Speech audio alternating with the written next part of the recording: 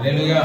ఎవరి కోసం శతాధిపతి ప్రాధాయపడుతున్నాడు? అక్కడ నా దాసుడు అంటే తన పనివాడు అనారోగ్య కారణంగా ప్రాధాయపడుతున్నాడంట. కానీ ఏమని అంటున్నాడంటే అక్కడ, నీవు నా ఇంటిలోనికి వచ్చినప్పుడు నేను పాత్రుడను కాను.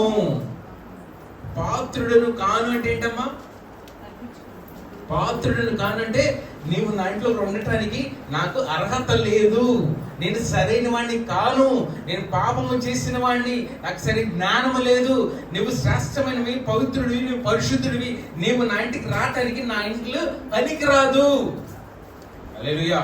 నేను పాత్రుడను కాను అని చెప్పి ఎవరంటున్నారన్నమాట?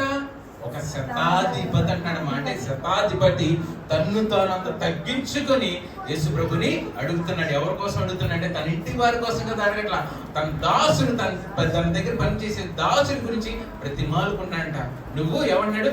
మాట మాత్రము సెలవివ్వు, నువ్వు మాట